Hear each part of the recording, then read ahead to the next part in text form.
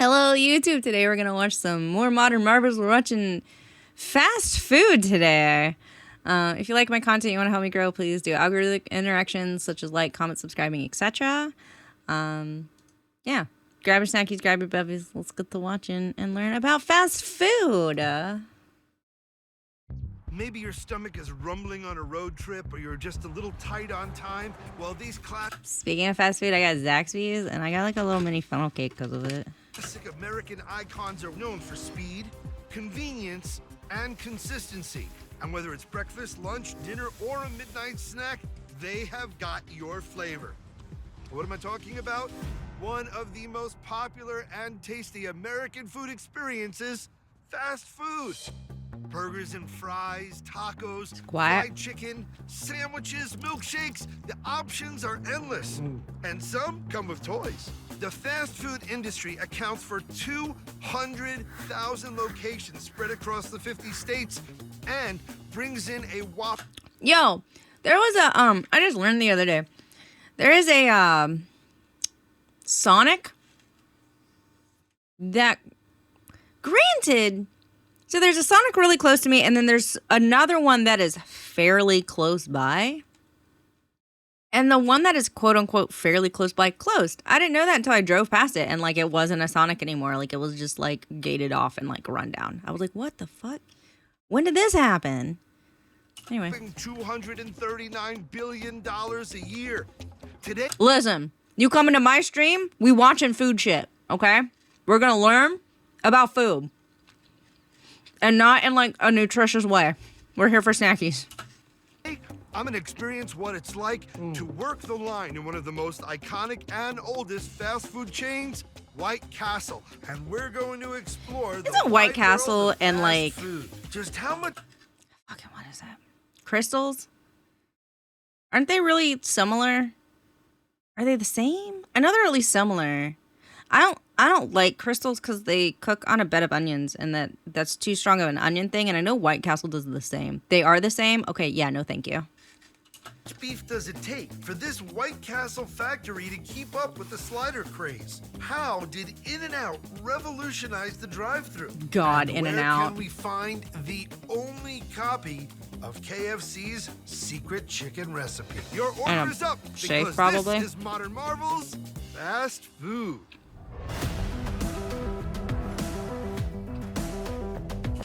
Okay, there have been 3 food-related things. Ice cream sandwich, cheesy poofs, and now Oreos. I like all 3 of those. Let's go. That's like a Snickers. I care less for that. Burger, sure, but I don't want anything on it. The story begins with a 5-cent burger and medieval architecture. White Castle is arguably the original American fast food restaurant. Established in 1921, No, you want White cheeseburger. Castle started selling slider-sized burgers for 5 cents and serving their customers with speed, getting them their food fast. White Castle has also pioneered carry-out. Listen, I like a burger, ketchup only. Don't put cheese on it. I just want bun, ketchup, burger, bun. Okay? That's all I want on it. Maybe some salt.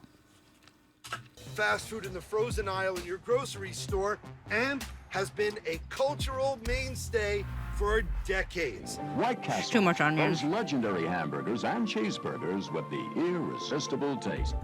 Today, I've come to this location of White Castle here in Whitehall, Pennsylvania to see how it's... So I go to like Whataburger and I'm like, hey, I'd like a #1 plain and dry.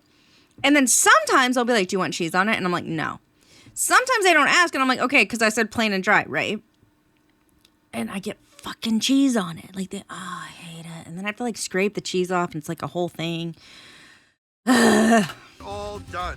We'll also head to the mothership, White Castle's meat plant, where 156 million sliders are processed every year. But our fast food journey begins here, in the trenches, among the grills and the fryers, where we'll explore the modern fast food fries. industry. Yes. Also, fast food Smell of meat sodas. on the griddle, sizzling onions and fries crackling to life greets you like a warm hug the moment you enter this tasty haven. I can't wait to get started. Now, So we could be this is focusing big on for White me Castle, which I because don't care about. I'm well aware of the magic of White Castle from this side of the counter, but hopefully today you will expose me to the magic on the other side. Yes, we will. There really is nothing. My favorite fast food fries? Oh shit. I mean, McDonald's has really good ones. Zaxby's slaps if they actually put the fucking seasoning on it, though. Like, if they just put the fucking seasoning on it, it's great. But, like, a lot of times they just don't. And it's really annoying.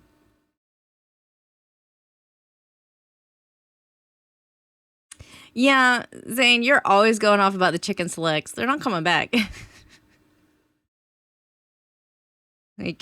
So usually the Zaxby's, at least near me, it's usually like fully cooked. It's just not seasoned enough. That's my issue. Yeah, they are. I don't know why. I mean, I have like Zatarans. I guess I could put like Zatarans on them, but like, would you just season the fucking fries? You're supposed to season them. Season them. That tastes like White Castle. There is simply nothing like a White Castle slider. There is nothing like a White Castle clam strip, a chicken ring. Clam? That flavor keeps people coming back. I mean, I'm living proof of this. After Little League games, that was the thing we did. Right. I don't live. So will you show me how this Listen, I live in the Southeast. We don't have White Castles here. We have Crystals, which I guess is like the same thing. Like Arby's and Carl's Jr. I think someone might have said that in chat earlier. But like, we have one Crystals in town. One. It's not. I've had Crystals, I think, once. And I was like, this just tastes like onions. Like, this is gross. I don't like that. Because I don't like onions. If you like onions, by all means. I don't, though. So I'm just like, this is... No, thank you. No. I have the Magic Castle in Disney World. I don't know what that is. Cheese salt, hard pass. I don't ever go to Jack's. And I never go to Hooligans. magical operation works? Adam, let's get behind these castle walls and let's do it. Here's your uniform. Thank you so much. Never had it. Let's get to work. My first assignment? I haven't had Jack's in Breakfast. We're years, gonna like do over a 10 years. Belgium waffle, egg, and bacon cheese sandwich. Now, for those That's of you at home, too do much not attempt going to on. adjust your dial. I'm in a White Castle. This is a real egg. So every single breakfast sandwich you guys sell, you guys are cracking fresh eggs for. That's right, Adam. That is so profoundly impressive. At the scale that White Castle sells, operates, and serves clientele, it's kind of amazing to think that you guys are cracking fresh eggs. Now is the opportunity for me to completely embarrass myself, not just in front of Haskell, but all the great hardworking people here at White Castle. Belgian waffle, bacon, egg, and cheese. We've already got our bacon ready, so we don't have to do anything there. It's gonna be Okay. good. And we have our trusty assistant getting those Belgian waffles in our toaster, and they actually come from Belgium. First, we oil up the griddle and crack some eggs. How do they control the heat so this isn't like a flaming gigantic mess? The griddles we use are AccuTemps, and they're set to temp. So this is set at 300, and it'll never go above or below. Meaning these cutting-edge griddles are designed to keep the temperature consistent across the entire cooking surface. Which is kind of a modern marvel unto itself, because knowing that temperature control is so key. And Oh, having look high at you not technology fucking will that up when you hold flipped a it. constant Good job, my temperature guy. at every place on this griddle allows you to have that consistent. Let me explain something to you about fast food places, specifically chains and franchises. They make billions of dollars a fucking year or quarter. They make billions of dollars, okay? They can, yeah, that griddle is probably stupid expensive, but like, it's not like they're paying their workers. Like, so like, that money's gonna go somewhere. See, and that quality at the same time. And once the eggs are perfectly cooked, Voila! We Okay. have our Belgian waffles. and it's the Liège style, so it's actually a little bit more crispy. It's got the burnished sugar in it, not the sort of fluffy waffle that you might be thinking of in your mind. So you can take that first egg Yes, sir? right on top, Okay. all right? And then we're gonna take a slice of cheese Okay. right on top. Yes, sir. And then we're gonna take 2 strips of bacon. Awesome. And then we take that other Belgian waffle and put right on top of there. And then you're just gonna wrap it up. And there you go. You've got the classic Belgian waffle, bacon, egg, and cheese. What about So this these things other are like- egg that's just on the griddle? Like, is that not burning? Did you turn the griddle off? Is the griddle cold? Why is it just sitting there? You're just ignoring that one. Like a juice box of real joy. It's so perfect. No, I The hate White that. Castle box is iconic, but as with all things in life, it's what's inside that counts. Mm-hmm. And you better believe I'm going to eat this.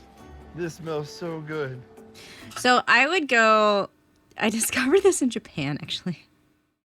I would get the sausage McGriddle at McDonald's. So the McGriddles, right, it's like a pancake with like little pieces of like syrup in it, kind of. And it makes a sandwich, right? Dead ass, I just deconstructed that fucking thing and I ate all the pieces individual. Cause like I don't like cheese on my stuff. Like I like cheese. I don't like cheese on like my sandwiches. So like I would get this little sandwich that's just like 2 little McGriddles with like sausage in between it, and I would like take every piece apart and eat each piece individually. Because my favorite part was the sausage, and so I would eat like that part last. I'd eat the like sweet little McGriddle parts, and then I'd eat the sausage. Also, I'm just gonna say, if you like, if you're trying to like cut down on the amount of stuff that you eat, right?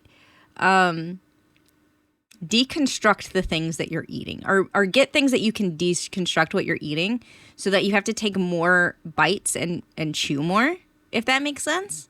So it's like, you know, I'm eating a sandwich, but I'm eating each individual pieces of that sandwich individually. And so like my brain goes, you've been eating for like a really long time. You're kind of getting full. You can stop now. It's not going to help with everybody, but it does help a little bit, I think.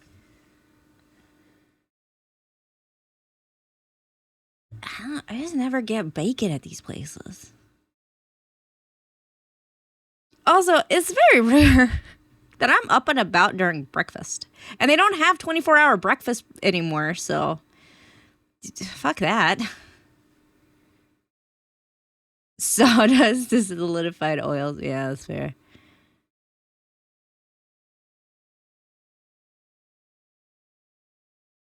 You worked at a literal sausage factory. I'll risk it. I also do the same thing if I get you can get those microwavable like the buttermilk biscuit sausage sandwiches. And I'll get those and I'll do the same thing where I will eat the biscuit and then eat the sausage individually. But I'm weird, so I don't know. It smells like everything that's right. Why do I want the... Okay, I get bacon at, like, Waffle House, or if I'm at a specific breakfast place, it's either, like, I'm either getting bacon or I'm getting, like, if they have sausage or whatever. But, like, at a fucking, like... When I get fast food breakfast, I'm probably traveling, so I'm probably on the road, and I just want something really easy to eat quickly. And, like... I don't know. I want something that's not going to maybe crumble in my hand. I also like overly cooked bacon. I don't like soft bacon. I like crunchy bacon. So like it's a whole thing. I don't know. With breakfast. Come on. The best job in the world.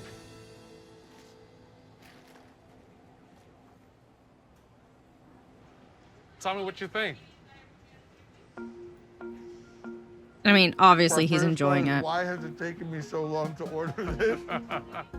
This is maybe the best first day on any job I've ever had. But really, excellent. I think that Crunchy bacon's so the good. quality of the waffle and the fact that it's a fresh egg. But you don't get like super crunchy cooked bacon at places like this because they get the kind of bacon that's kind of soft even after it's cooked so that they can shove it in sandwiches and not worry about it like breaking apart or whatever. Like you're not going to get super crunchy bacon at a fast food restaurant, and that's the bacon I like to eat. So doesn't feel like any kind of fast food sandwich, and I think maybe that's where fast food can be its most successful. When it's quick and it's convenient, yet tastes as close as possible to something you might make at home. I mean, really, this is unlike any breakfast sandwich that I... You know what's upsetting? I have paused like 20 billion times during this one little segment. How not good for you bacon is. Like, how many calories are in bacon? It's so upsetting to me because I will sit there and eat a whole ass pack of bacon. You just keep giving me the fucking bacon. It's good. Just keep giving it to me. It's fine. But like, it's so bad for you. Could ever order from a drive-thru. This is superb. White Castle offers this beauty of a breakfast sandwich. See, all look, that's day. soft bacon. And You it's can not see. the only fast food icon to make that move. In 2015, earnings jumped nearly 6% when an all-day breakfast option was introduced. It jumped 6% McDonald's. Where the fuck is my all-day bacon, you pieces of shit? Like, come on. Not bacon. I'm sorry. Sausage. I want the sausage patty. Oh, no. You know what? I want the hash browns. Where the fuck is my all-day hash browns, you pieces of shit? Ah! Anyway. At the world's reigning fast food juggernaut, McDonald's. McDonald's started serving breakfast in 1970 at a franchise owned by Jim Delegate. Listen, okay? McDonald's fucking made their stupid fucking menus goddamn massive, okay? They just keep rolling out new things because they're like, I have to roll out new things so we can continue to make big bucks, right? Because people like to go and try new things, okay? Like, sure, what the fuck ever. But like, that's why you have these limited editions, like, oh, the McRib is back for limited time. Oh, the chicken things Zane's obsessed with are back for limited time. Oh, Szechuan sauce is back for limited time. Sure, do that shit, but give me my fucking all-day breakfast. First of all, give me the opposite. I don't want this personally, but like, I get why. Like, Ray wants this, and I get why. Make it to where you can put the stupid breakfast eggs that you put on your breakfast sandwiches on your regular fucking burgers. Japan has that. You can walk in at any point in time and be like, I want a such and such burger with an egg on it. And they give it to you. It's just their fucking breakfast eggs, which are just these little egg patty things that they reheat. Like, that's all it is. Like, it's not like they're not cracking new eggs. Like, come on. You got those egg patties back there. Why isn't that an option? You already got that back there. Give me the fucking hash browns. Like, at least Sonic has, like, hey, you want tater tots? Yes, I want fucking tater tots. Thank you. I also want your other food to taste better.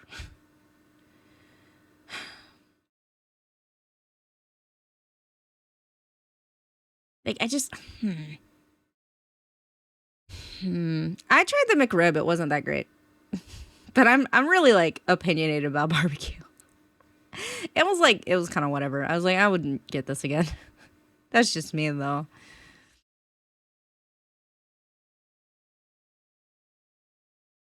I mean, like, pigs will eat anything. They're kind of freaky.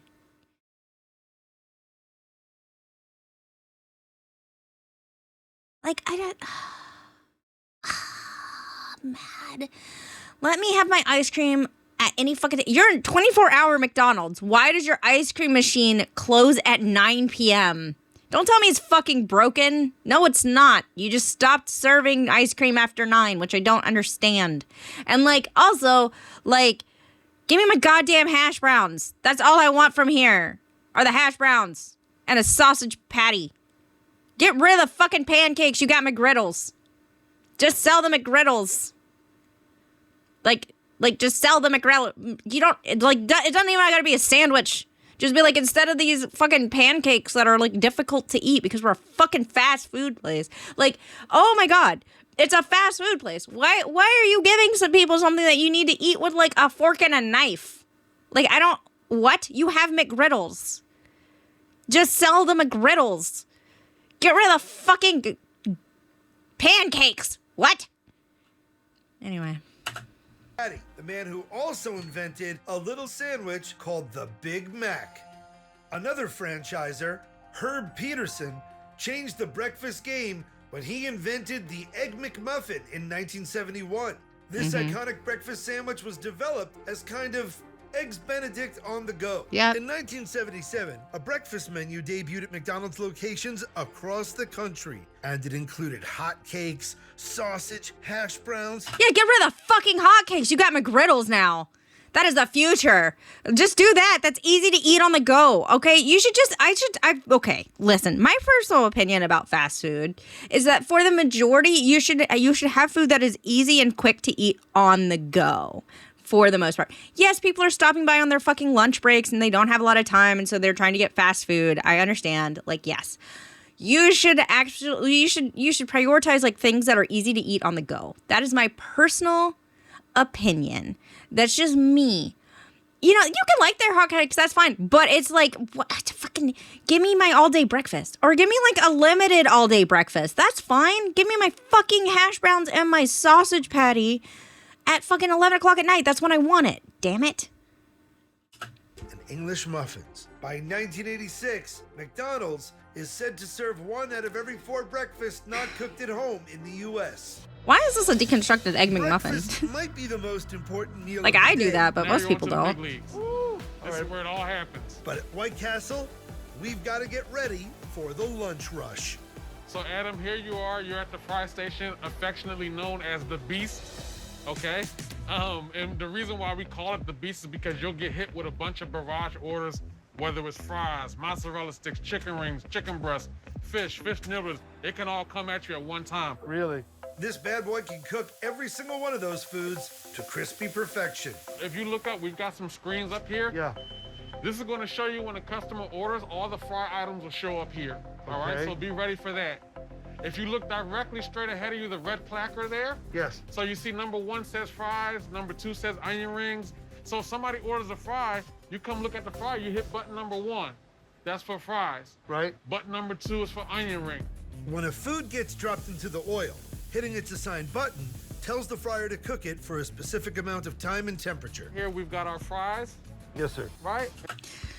I am begging you to tell me that you have a fish in its own separate fucking fryer, because if you cook fish in a fryer and then cook anything else after that, it just tastes like fucking fish. Like, it tastes like fucking... Everything at like Captain D's, Long John Silver's just tastes like fish cakes. Like, please. Please. And on this side, we've got our onion rings. I'm gonna Yeah. keep it simple for you. Thank you I'm so gonna have much. you on the right side. Got you. And I'll let you do fries and onion rings, and I'll stay on the left side, and I'll do all the other sandwiches. Love it. And as soon as an order pops up on the overhead screen, it's time to feed the beast. Uh-oh, True. that's on your side, Adam. Okay. Sack of onion rings. Got it. Damn it. Damn it. Not as easy as it looks, folks. A large 15 pieces. 2, Yep, 4. No, I want to make sure my count was right. there we go. Hit number 2. There you go. Okay. It's a great feeling. A number gets called and your order is ready and waiting for you at the counter. But before it gets there, your fast food has gone through an assembly line of workers all playing a part in the kitchen. It's a system designed to keep up with ferocious demand. I hate that their shirt says family. That's a toxic work environment. If your workplace is like, we're a family, that's a toxic work environment. If your workplace that is the medical field or medical field adjacent, and they have medical heroes work here or some shit like that during the pandemic, that was also a toxic work environment. Like, that was... And there is demand. McDonald's sells more than 75 hamburgers every second. Taco Bell sold 500 million Doritos Tacos Locos in a little over Locos a Tacos? single year. And a new KFC opens up somewhere in the world every 6 hours. That's insane. Something that drives my sister, or will drive my sister, absolutely insane if I travel with her again. I love going to like a fast food chain, like an American quote unquote fast food chain in other countries. I love that shit. I love seeing what they have that's different and tasting the differences of their food. Like, I love doing that. Even if I order the same fucking thing that I always do, because that's what I'm going to do, right? But I want to see what else is on their menu. And like, I want to taste it. And like, I'm pretty sure that kind of shit drives my sister. I'm like, no, it's like, I'm in Japan, I'm going to try KFC. I'm in Japan, I'm going to try their McDonald's. At least once, right? Like, I'm not saying for every fucking meal. Obviously, I'm not doing it for every meal, but like, I want to do it at least once. It's like a ritual. Hey, Emma, how's it going? Meowdy, Shells, how are ya? So like, every time I go to another country, I'm like, I need to find a fast food place that I frequent. Well, semi-frequent in the States, and I gotta try it. That's T'Challa's scream. Sorry. A 6-piece chicken ring, a 3-piece mozzarella, and I gotta get the hash browns. And once the orders start, But now on your side, you're gonna make a French fry with cheese, and you're gonna have cheese sauce on the side as well. they don't Oh, stop. you know who okay, so like I like getting I fucking love raw mozzarella sticks. Fried cheese, hell yeah. Fried breaded cheese, hell yeah. Let's go. I do not like what is it? Fuck. I just had it on the top of my head. It's not crystals. Oh, I'm bothered. And I can't look up what it's called. It's like a place that has like a lot of like seasoned stuff. Like they have seasoned fries and they have like no, it's a fast food place. It's a fast food place. There's one on 15th Street is close to where a Pizza Hut used to be. Not Chili's. Fast food place. Christ, I like their fries, but like I never eat there because like I don't like anything else they have, and it's kind of expensive. Oh, it's gonna bother me. It's not Cookout. I like Cookout. It's not Fusakli's. No. It's like further down. It's O'Reilly, not O'Reilly's. That's a car place. Maybe Riley's or something like that. You know what I'm talking about? Rallies. Yeah, I don't like them. I don't like their cheese sticks because their cheese sticks are like also fucking seasoned. Checkers. Yes, it's Checkers. That's what it was. I don't like it. Like their cheese sticks are also kind of seasoned and they're weird, and I don't like the taste of them. And if I don't like your cheese sticks, you've done something wrong. Checkers and Rallies is the same. Okay. No, Checkers isn't fucking cheap, man. It's not. Cause I go there and I get like a small like little set thing, and it's like expensive. I think it's gotten expensive anyway. Their fries are pretty good. Like, their fries are pretty good, but like everything is so covered in whatever they're using to season everything that everything just tastes like that seasoning, including their cheese sticks. And it's just not. No, thank you. I'm telling you, look away for a second and this fryer jumps up and bites you. It's That's terrible. why we call it the beast. It's a beast indeed. He's like, well-oiled I only machine gave is a you testament 2 things to how do, and you're important deep falling fryers behind. are for a fast food kitchen. In fact, one fast food titan built their empire on an innovative deep fryer. Louisville, Kentucky. Kentucky Fried Chicken, home of Colonel Harlan Sanders and purveyor. His middle of name is any Harlan? legendary chicken recipe. You know, many have tried to replicate our original recipe, Kentucky Fried Chicken, but nobody's been able to get even close to the signature recipe that fuels our 20. Okay, do you like extra crispy or original?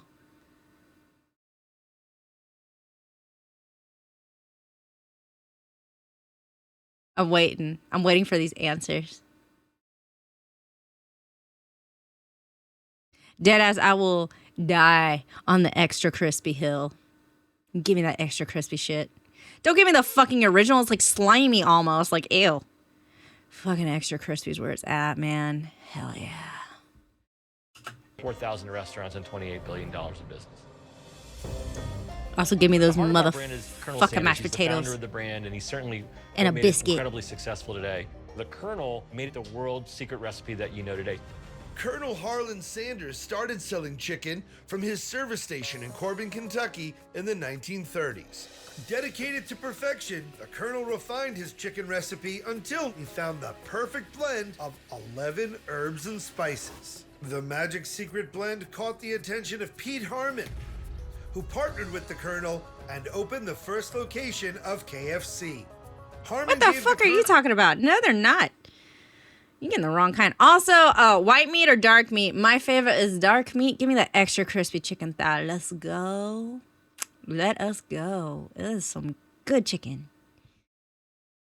I don't like coleslaw, but you know, you do you. You enjoy whatever you like to enjoy. Chicken, the name we know it by today, Kentucky Fried Chicken. And 5 years after opening the first location, Harmon also came up with its iconic slogan, Finger Lickin' Good. I don't lick my fingers afterwards because they're covered in oil and grease. And that makes me unhappy. Also, they have little like chicken bites now that's on their kids menu. There's like a kids menu, little chicken bites, like chicken nuggets. I get that sometimes. And to get a look at how this classic chicken gets made today, we're frying up a batch with KFC corporate chef, Chris Scott. Hopefully, he'll let a secret or two slip. For me, it's really about continuing the legacy of what KFC already is. And my role is to create new and exciting dishes, drawing more customers and make people think about KFC as an innovative restaurant. Chris also experiments with new ways to improve crispiness, Hell texture, yeah. and flavor profile across Let's the KFC go, menu. crispy. We have a water bath ready to go for the breading process. KFC's original innovation is its signature fried chicken. And Oh, we're yeah, it about is. to get an insider's look at how the magic No, happens. that's not crispy It enough. begins with the coating, where the secret formula gets added. First, we're gonna put our flour in, now our seasoning blend. Chris could tell us what's in this spice blend, but then he'd have to kill us. The actual blend of herbs and spices is created at 2 different facilities. Half is created at one facility, half is created at another. It then gets shipped to another facility where it's gonna be blended together. So that way, none of our suppliers actually knows what our full recipe is. So we are very secretive about our secret recipe simply because every couple of years someone claims to have discovered it, and the reality is there's no way they could have. There's only one print copy of our secret recipe. It is stored at a secret safe here in the building in Louisville, Kentucky at our headquarters. If it got into the wrong hands, who knows what would happen to our chicken empire. After the Chicken top empire. secret spices are blended with the flour, in goes the chicken. I'm gonna mix it till it looks fairly incorporated. I don't think McDonald's gave them the time of day because they already went through like the McDonald's section about breakfast and they didn't have any like recent McDonald's footage. And also Chef Mike I don't know when this was filmed, to be honest. But like Chef Mike might not have worked there anymore or hadn't worked there yet. I don't know. Our pressure fryer is what we're using to make our original recipe chicken. It is what the Colonel worked on in inventing.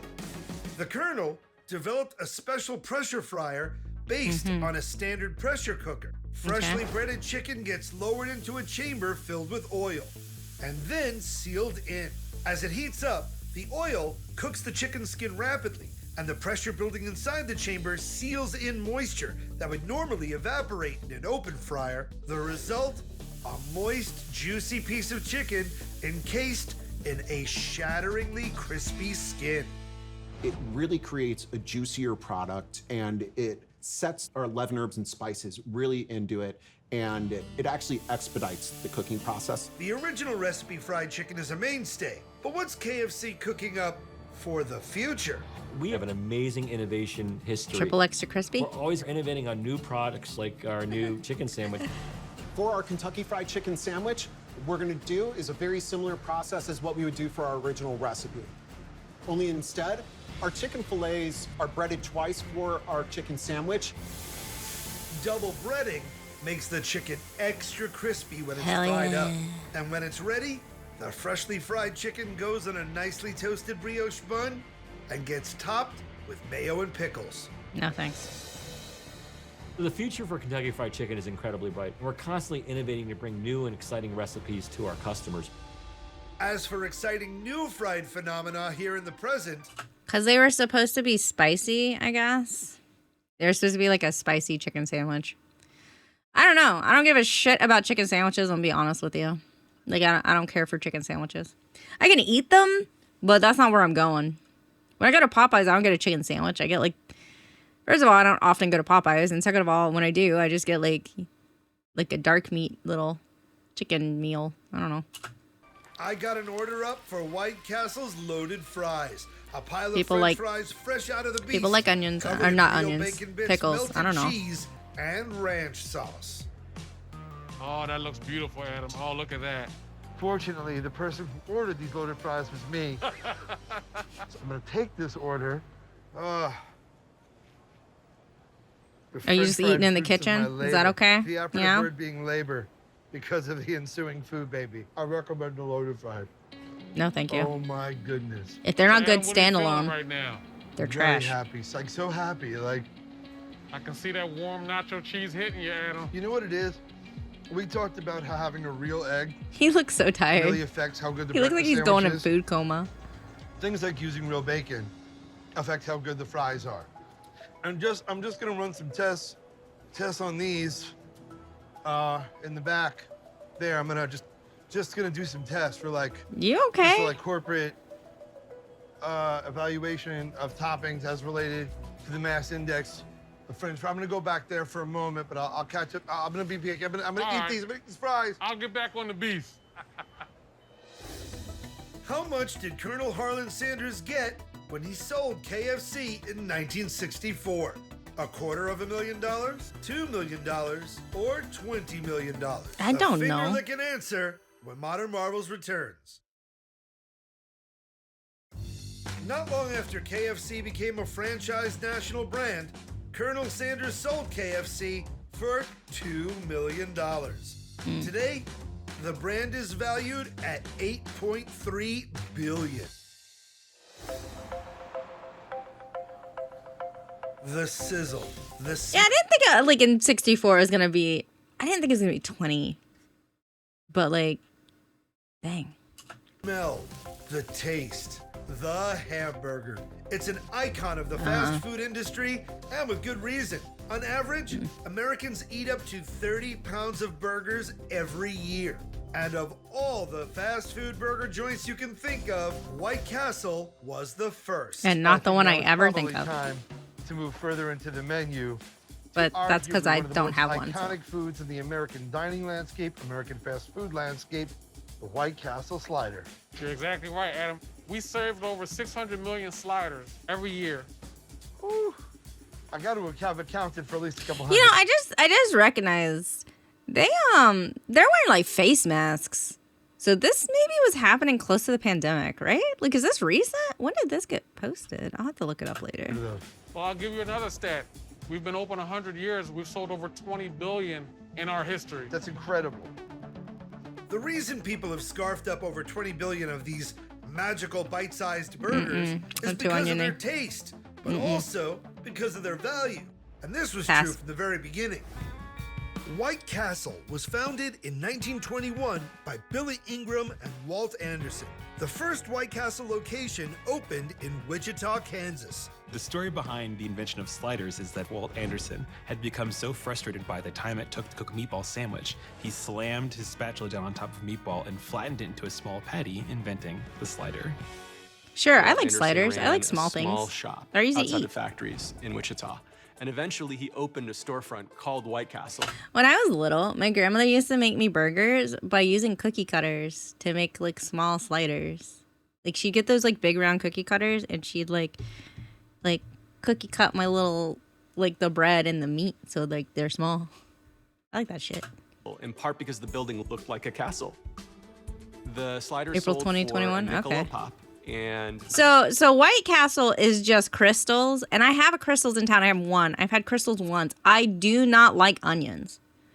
Like I'm okay with something being cooked with onions, kind of like onions are involved in it, as long as I don't get the onions at the end, and as long as it's not overwhelmingly onion taste. These overwhelmingly taste like onions because of how they prepare it and the fact that they put onions on the end of it. But like because they're cooked on onions, they just taste like fucking onions, and I don't like that. So I don't ever eat there.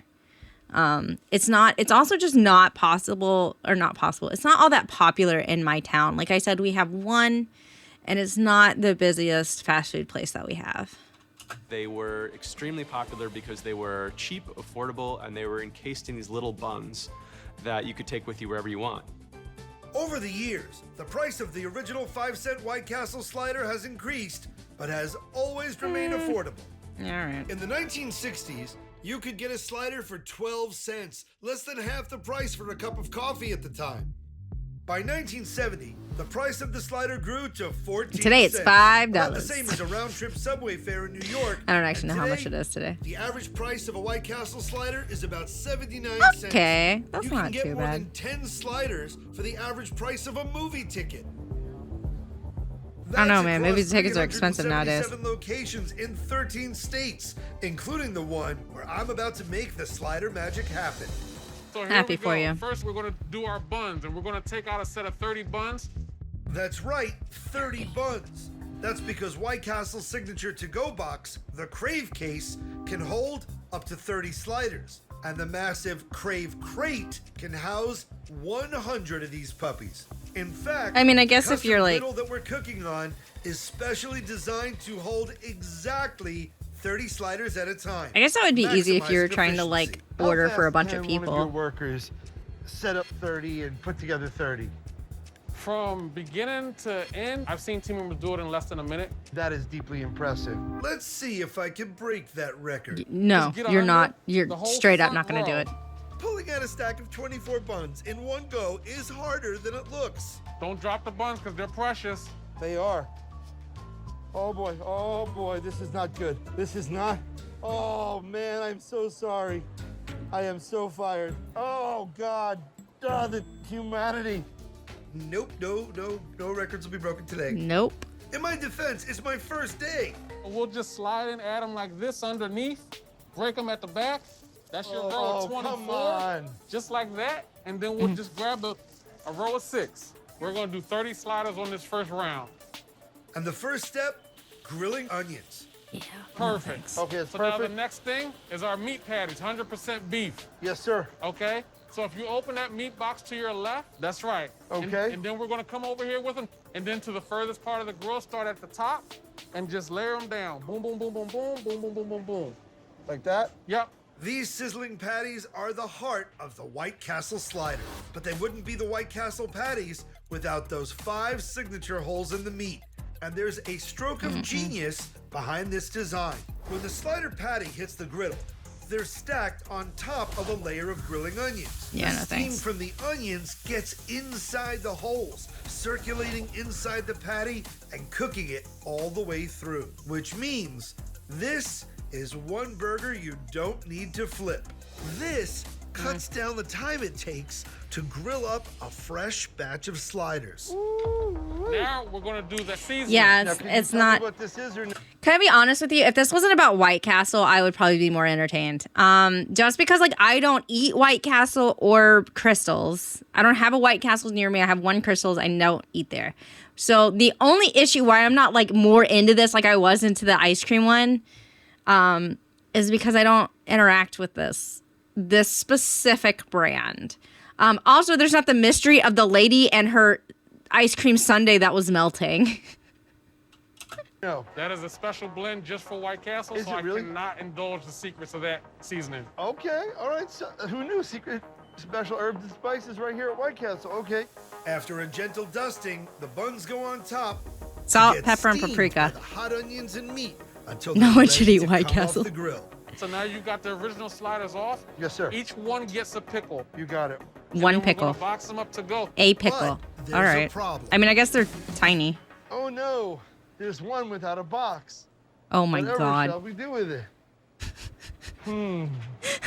Got an idea. Look at this man. Look at this man's face. Well, you can see it. He's like, uh-huh. McDonald's quarter pounder with cheese, Taco Bell's chalupa, and Subway's footlong. And probably These are onion just powder, yeah, some of the probably. items on menus that have raked in over $50 at those fries. Look at those billion fries. annual sales in the U.S. alone. Every fast food spot has signature menu items. Mm-hmm. And at White Castle, it's this juicy slider. Oh my Good God. for you. It feels like coming home. I called my mom, told her we were filming at White Castle. She began to share memories of how my grandfather loved it. And think about it, 100 years since the very beginning of the 1920s. How many generations have experienced this? It's true. White Castle has been serving its sliders for a century, making it almost as old as the broader definition of fast food itself. The history of fast food really starts off with the creation of the Automat lunchroom in 1902 in Philadelphia. Automat restaurants served customers ready-made food using vending machines. Horn and Hardart built the Automat to create a way for people who didn't have time to sit down and eat a long lunch, commuters specifically. They were looking for quality meals very quickly and affordably. Automats weren't really automatic. There was an army of no workers shit. behind the walls of the vending machines, cooking and replacing the food purchased by customers. So you'd enter the Automat and you would choose what you wanted to eat by inserting 5 cents into a slot and lifting a little glass window. And behind that window, you would have things like mac and cheese or meatloaf or pie. And then you would go off to the lunchroom and enjoy your meal there. A decade after kicking off in Philadelphia, Horn and Hardart leveled up by opening another location in one of the busiest urban centers in the United States, Times Square. That's Nearly pretty neat, 10 though. years after that, White Castle's birth kicked off stiff competition from more fast food icons like McDonald's in 1948, Burger King in 1954, and Taco. I just want to know why the fuck Burger Kings are trash. Like, why do their drinks always taste like cleaner, their fries are never fully cooked, and your order is always wrong? Why? Because I like Burger King. There was one in the university that I went to, and like, I guess because their food never got old, and you didn't get drinks specifically from them because they were just you just walked up, you grabbed like the pre-made Whopper or whatever you want, or you could order. I always just ordered like a plain hamburger. So you could order specialty stuff. You just had to wait a little longer, but you just walk up, you grab what they had, you grab your fries, and you leave, and then you go to like the lunchroom specific like drink machine. You weren't getting drinks from any of these like walk up self-serve places like the Burger King was. You got the drinks from like the cafeteria thing, like lunch thing. So I didn't have to deal with a cleaner, and like their stuff was always like really fresh, right? Because they were just going through it because it was like a big university lunch area, and it was always like fully cooked. It was always tasty. I ate that almost every day for lunch. I'm not gonna lie to you. I ate like a hamburger from, it was like the things I had that at the time. There was like Chick-fil-A there was the Burger King, and there was a pizza place. And those were the 3 things that I could eat in the little like lunch area, the food hall thing that I went to, at least, the student union one. And like that's fucking what I would eat every day, one of those 3 things. And like I ate Burger King most often, and it was so tasty. And then if you go to any standalone Burger King in town, there's at least 3 of them that I know of. They're all trash. I'll go through there and I'll be like, hey, I would like a Coke Icy, please. Because the Coke Icy is usually fun, but like all their food is trash. You're just gonna be wrong. I don't understand, and I'm upset about it. Taco Bell and Wendy's in the 1960s. This competition and inflation. I would also like Wendy's to make a smaller Frosty. Like I want a Frosty, but I don't want that amount. It's just gonna melt. Can I have like a little Frosty? Can I have like a tiny little baby Frosty? Can I have a Frosty that you would give to a 5-year-old, please? Because like even their smalls are too big. Like I just want a little bit, man. Meant a decline in food quality at the automats compared to reliable fast food attractions like the Big Mac, KFC. Do they make really tiny ones? I haven't been to Wendy's in a while. They're called Junior Frosties. I just never paid attention to that. Asked for a junior. Maybe the junior's too big for me too. I don't know. I'll try. Yeah, McDonald's does have like a Coke Icy. Now, I haven't really been to McDonald's recently though, so you know. Fried chicken, and of course, Junior will be fine. the White Okay. Castle slider. This delicious That does not hunk look of tasty joy to me. is I don't know. White It's just Castle's me. main attraction, but they also make room for an occasional guest star. The Smoky and I'm Joe. about to get a sneak peek at their latest menu experiment. So right now we're going to be making two of thank our you. limited time only sandwiches. Okay. The Sloppy Joe and the Smoky Joe. What's For the those of you difference? who may not know, Sloppy Joe is usually ground beef, seasoned with kind of a tomato sauce with vegetables, but it has like its own kind of rich flavor, kind of magical, tangy, somewhat spicy thing. Bringing it So I don't eat stuff like that. But 100%, I'm okay with like ground beef mixed with like ketchup. Like just mix that together. I'll put that on like a little bit of a bun and eat it. But like, that's it. Just, I also have to be able to control it because I don't like things that are messy. a ringer for a limited run is a common play. It's in in the palm of your fast hand. food That game. seems When fine you then. think about limited time menu options, LTOs is what they're called in the fast food world. You think of the McRib, which Yes. is the most delicious and most polarizing LTO in the world. The McRib Sure. made a big comeback last year. After is a bad. decade off the menu, it got its biggest release ever, selling in more than 10,000 McDonald's locations. Some LTOs are heavy on both creativity Oh, and that looks calories, gross. like KFC's donut and fried chicken sandwich, Wendy's hate that. breakfast baconator, or Taco Bell's nacho fries, which cost just $1 and sold 53 million times. Of course in its people want first 5 nacho weeks fries. of release. Why Our wouldn't limited they? time offering. There's already fast food places that are like, hey, get nacho cheese on your fries. Like, smother your fries with, like, basically just cheap nacho cheese sauce. Like, of course. If you give that to Taco Bell, people are going to get it. And the appeal of them is that they have this short shelf life. And so if they were on the menu Get some full time, Snackies. there wouldn't be this excitement about it. You don't would have to take be it for hungry. granted. But there's always this shouting of something new and something fun and the gimmick of having something kind of appear on a menu and then disappear. And the difference Drive between sales.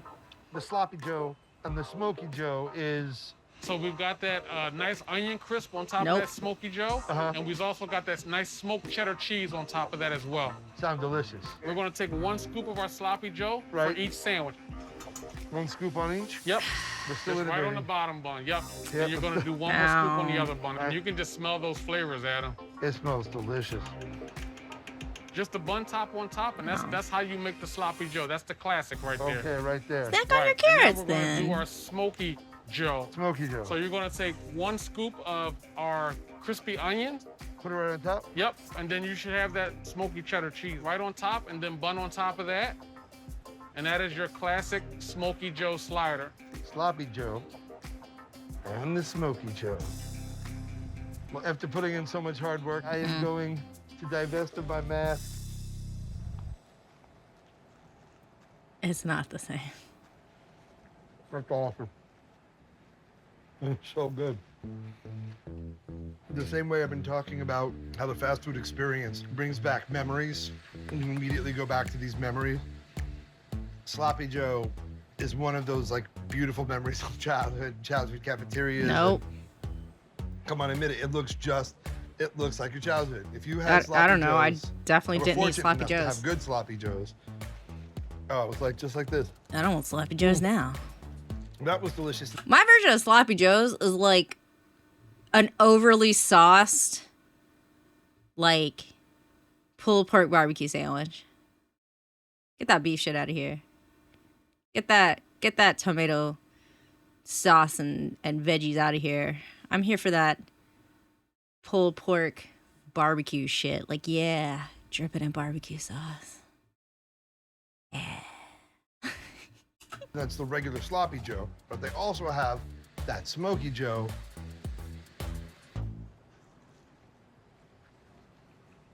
That took you guys so long, 100 years. It'll be your new favorite.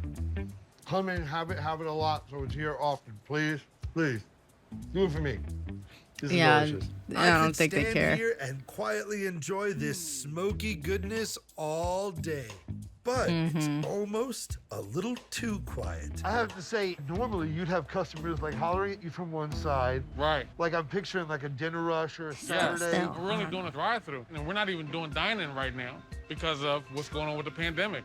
That Okay. means all the customer action here is at the drive-thru window. Very much. Which is why it's my next stop. Oh, buddy. You've been there, you're running late, you don't have time to cook, but you've got to pick up something, and fast. That's when you reach for that lifesaver of the American road, the drive-thru. The And drive-thru. today, it's my turn to take your order. This is Max. He has been watching me like dropping buns and trying to get it together with a great amount of patience. So Max, thank you so much. He's giving me one small crack on the drive-thru, which I appreciate. Will you show me how we put orders in and stuff? Alrighty, so drive-thru. This is my favorite position. When a car pulls Why up is to the that your intercom favorite position? outside, it triggers a motion sensor, which alerts. Y'all, I worked drive-thru for a fucking pharmacy. That was my most hated position. I was so tired of that shit. I mean, granted, you didn't have a situation where like there was a speaker and you pre-put things in there. They just drove up and like they told you their name. But people don't understand drive-thru etiquette at pharmacies, so it was like really annoying because basically the drive-thru etiquette as a pharmacy is either one, you are too sick to come inside in one shape or another, like during the pandemic or whatever. Maybe you're immunocompromised. I don't know. You are physically unable to come in the store for whatever fucking reason. Okay. Maybe you want to. Maybe you're like, maybe you have the flu. You don't want to like come into a crowded place because you have the flu and you're worried about other people catching your sickness, whatever. Or two, usually the one that most people do, you are there to drop or pick something up. Okay. You're there to pick up your medication because your medication is done and there's no problems with it. It is just a simple grab and go. Okay. Or you're just there to drop off a prescription for a medication, right? Okay. If you have any goddamn problems, okay, like your insurance needs to be called, or it's not on your insurance, or you have new insurance that you need to drop off, or like, and it has to be rebilled, or, oh, you need it recounted for some reason, or, oh, I would like to switch from 1 month to 3 month, or from 3 month to 1 month. If you have any fucking issue, right? Come in the goddamn store. What are you doing in my fucking drive-thru? And you're going to sit there, you're going to be like, yeah, this is going to take 15 minutes. I'll just sit here. No, the fuck you're not. Move. Like, you should not be at my drive-thru for longer than 5 minutes. 5 minutes? You shouldn't be there for 5 minutes. But, like, I'll give you that sometimes shit happens. But you're not going to sit there while I call your doctor's office and our insurance to try to figure out what the fucking problem is. That's going to take over 30 minutes. Get the fuck out of my drive-thru. Like, you should come in the store if you're going to have these kind of fucking problems. And a lot of them know that there's going to be a problem. They're like, here's my insurance because I need you to rebill it. And I'm like, okay, drive around. And they're like, I have to get back in line? And it's like, yeah, because your shit's not ready. And I have a giant line behind you and I don't have time to fucking spend 10 minutes rebilling all of your medications. So yeah, you're going to have to drive around. And then they get mad at me. And I'm like, you're the one that wasn't prepared. You could have called me with this information. And I could have put it on before you, like, came here. Or, like, so many I don't miss that job. Anyway. Hi, Boost. It's the person working at the window. This is when the ordering starts. And it does not stop. Yeah, it doesn't now. Be typing in one order, we're talking to another client, talking to another client, and so on and so forth. Yep. Keep it going, keep it continuous. So you can save the order, take another car, save that order, take a third car, 4, 5. Once the customer pulls up to the speaker, it'll go ding. You'll press this button right here, and you're activated on. What is the reply, the standard reply that you're meant to give when someone pulls up? Our best reply is, welcome to White Castle. We appreciate your business. How can I help you? We appreciate your business. How can I help you? Got it. All right, so I'm gonna try to like not mess up these things. Gotta think very quickly. Be quick on your feet. Hopefully I am. And faster than I can ask, would you like fries with that? Hello. Welcome to White Castle. We appreciate your business. May I take your order, please? The first system of drive-up service here might have started the very year White Castle was born. The Pig Stand was born in Texas in 1921, and it claims to be the first drive-in restaurant in the United States. And it was a barbecue place where you would drive up with your car and you would be served by a car hop. And that was the beginning of the model that eventually would become drive-thrus. With the big push for freeways in the 1940s, a lot of restaurants that weren't close to freeways sort of died off, and there was a need for families who were traveling on freeways to be able to pull off and quickly grab a meal. And by the end of the 40s, a major innovation meant you didn't need to wait for a car hop to take your order. What Jack in the Box did differently was it had a microphone sorry. that went to the kitchen. And so a driver would come up and deliver their order through the microphone and then drive up to the window and wait for the food. But the modern drive-thru experience isn't a one-sided conversation. What In-N-Out Oh, did- yeah. Look at that, what I assume to be a McDonald's. Yeah, that's a McDonald's. That looks like... that does not look welcoming. I don't know. This looks like we're at the... we're at, like, the end of days. Like, look at that. Okay, so there was, like, an article that I read that's like, why are all of the fast food places moving away from colorful buildings with unique architecture, right? No, Bash, I don't work at that pharmacy anymore at all. So now we have like, this is kind of colorful, but it's still generic looking, right? We don't have the golden arches. We don't have a giant like fucking Ronald McDonald on it. We don't have anything that would set this apart from any other random ass fucking building, right? Or random ass drive-thru, okay? This could be anything. The only reason, it's not even colored like a McDonald's. The only reason I knew it was McDonald's because it says McCafe right here. And then I looked over and I was like, this has to be a McDonald's because of that McCafe. And then, yeah, there's like a McDonald's right here, right? Okay. So the reason why they're all going to like boring gray colored normal looking facades is because basically resale value, because a lot of like individual places will shut down, like the franchises will shut down, and so they want to be able to resell the building to say another franchise or a different company, and that is significantly easier to do if the building looks plain enough and generic enough that it could be anything. So like,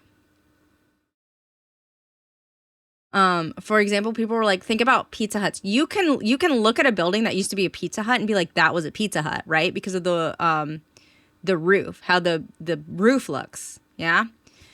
So anytime you drive past what used to be a Pizza Hut, if they didn't redo the roof or the building, you're like, that's a Pizza Hut. That will always be a Pizza Hut. Cause like we connect that roof style, that building style with Pizza Huts. So in order to let this be a easily resellable building, if that franchise shuts down, they have to look generic. Just saying. In 1948 was create a two-way speaker. So that was another innovation at the time that we now know as something being very familiar to the drive-thru experience. Right now, I'm getting familiar with this experience from the other side of the window. But Max has some feedback. You gotta remember, you're the first voice they're hearing when they pull up to that speaker. So you gotta sell this White Castle brand. Challenge accepted. There's some really good sloppy joes actually that we have for a limited time, by the way. The smoky joe in particular happens to be really delicious. Look at this man. Look at that slow turn. I'm just saying, it's only here for a limited time, and I actually eat what we make here, and it's delicious. All right, let me have 2 of the sloppy joes. I'm a natural. All He's right, like, all right, any well, sides or any you're onion taking too rings, long. French fries, mozzarella sticks, something like that. The fries are awesome. The fries happen to be awesome. It's all about timing, though. Legit, it's all about timing and not putting too much salt. I might make employee of the okay, month, you're but talking there's too no much. time to rest on my laurels. Hello, welcome to White Castle. We appreciate your business. May I take your order, please? Here you go. There's your medium Sprite. Can I get you any sauces? Because the orders keep coming. Hi, welcome to White Castle. Can I take your order, please? And coming. And 2 of the syrup with cheese. Right now, you should be making a small Cherry Coke. Copy that. Okay, I'm ready now. Absolutely ready for you. What may I get you? Can I get you any sauces to go with that? No, I'm good. All right, you're good. Drive carefully. Nasty weather out there. All right, Crave on. Team, how's Adam been doing since he's been here, right? Give him a round of applause. They're like, sure, I've whatever. worked up an appetite. It was oddly exhilarating. And Haskell is rewarding me with an exclusive treat. Are you telling me you haven't been having exclusive little treats this entire time? Man, I have watched you try every single thing you have cooked. Adam, we're going to take it back to the beginning. I mean, not saying that I wouldn't also be that way to a point, because like there'd be a lot of stuff where like I'm not eating this. Like, I'm sorry. I'm very picky about my food and I'm not eating this, which means I could never be this man. Like, I could never have his job because I couldn't eat the things. But like... And we're going to take it back to 1921, and we're going to make our 1921 slider. This was something that was on the menu back then, but it's also something to commemorate our 100th birthday this year. Is it available to customers? Currently, we've got it in 2 locations, Scottsdale and Chicago. We're going to make this specifically for you. This episode is only going to get better. You will get very hungry. Which of the following led to the nationwide introduction of the McRib in 1982? A national pork surplus, a shortage of chickens, or was it a sharp decline in Big Mac sales? I'm gonna say the answer B. after the break. I think it's a shortage of chickens.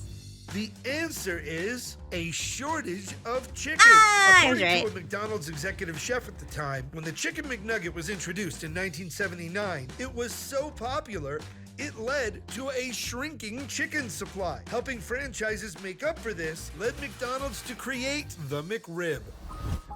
Whether you're having McDonald's classic crispy golden fries or a Whopper right off the Burger King grill, it always tastes like it's supposed to. Does it? Because I literally just complained earlier that a lot of times they don't. The consistency of fast food is one of its hallmarks. In fact, when Shake Shack attempted to switch to fresh hand-cut fries, many people let them know how much they preferred the classic crinkle cut. Okay, so we don't have do we have a Shake Shack? I don't think we have a Shake Shack here, right? I haven't seen it if we do.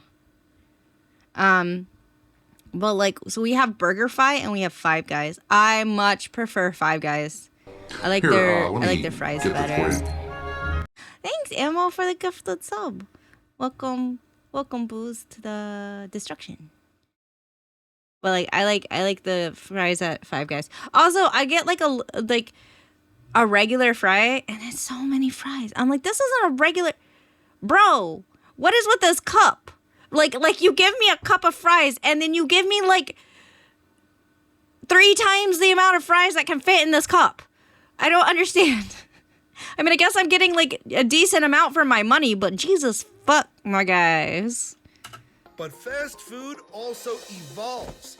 And at White Castle, the latest change is the introduction of the 1921 slider. Okay, so in the 1921, we're back at our griddle station. Right here, you can see we have the nice beef here, along with our nice roasted onion there.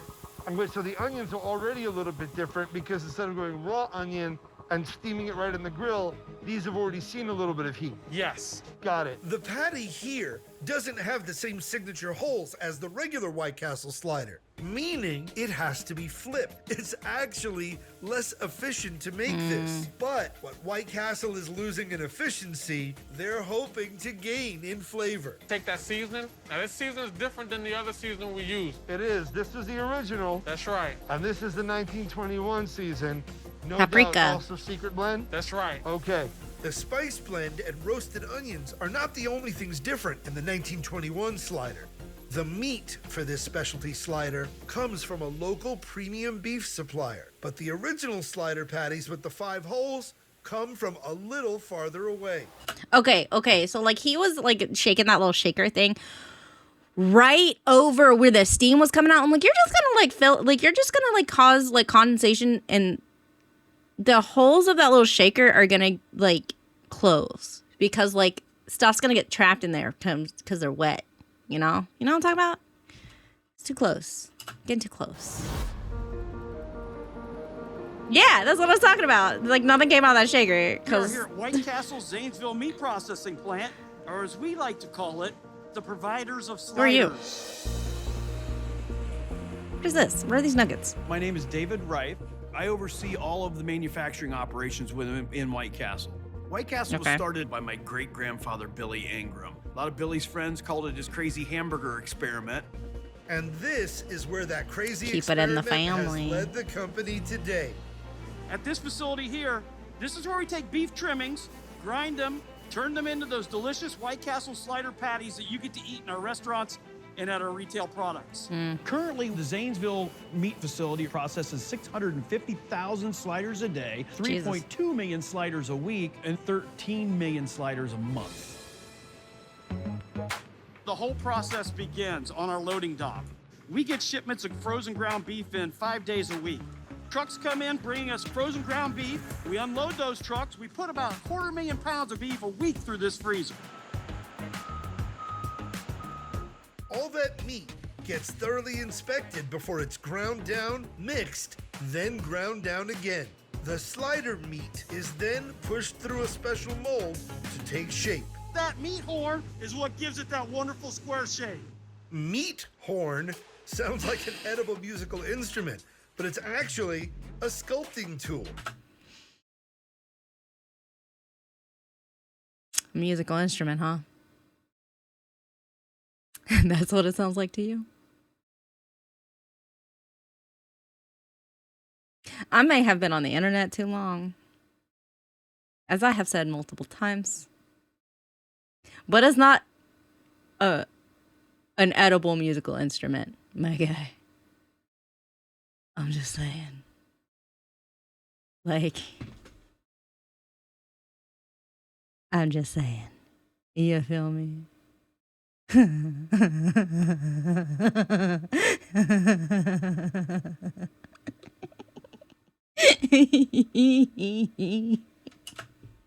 Giving the patty its iconic look. Oh, Lord.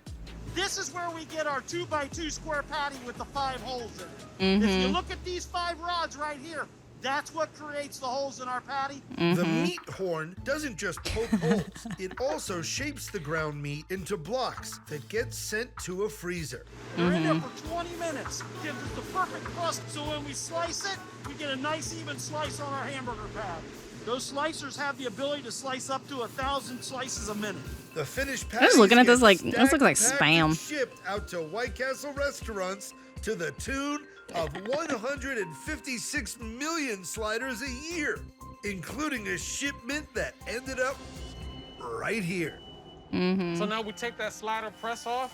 Oh man, look at that. The patty has a char and a crispness that immediately sets it apart from the standard White Castle slider. We're gonna add our cheddar cheese. All right, the smoky cheddar? Yes, it is. Oh, so good. One of my favorite things on the menu. Standing here watching smoked cheddar melt on a burger is definitely me and my happy place. Now that's perfect right there, Adam. We can take those off and slide them onto our buns here. Okay, you got it. Throw a couple of pickles on, and then we wrap up these drool-worthy sliders. All right, I am gonna show one of these to the camera and then show the other one to the inside of my mouth. The inside of my mouth. Yeah, you eat that meat horn musical instrument thing. So Adam, what do you think? That was so good, I nearly ate my glove. I was trying to put too much of it into my mouth. It is, flavor-wise, the perfect hybrid between a White Castle slider and a backyard burger. It has the char, the crispiness, the smokiness, even down to the onions and the cheese itself, that I would associate with a burger at a family barbecue. But it has that unmistakable White Castle bun. It's really kind of amazing to see both of those flavors in one delicious package. It might take longer to whip up 30 of these bad boys, but man, is it worth the wait. 1921. It's both the year White Castle was established and the number of these you'll want to eat. My shift is over, my belly is full, and we got an exclusive peek behind the curtain at 2 of the fast food industry's titans. From the world of burgers to the world of fried chicken, from working the line at the legendary White Castle to finding out why KFC is an international phenomenon. You can't tell the story of American food without also telling the story of the fast food chains and restaurants that help build and define it. So the next time you grab your burger, your fry, remember there's a lot of hard work, ingenuity, and technology to keep it at a fair price. And of course, fast. Hey.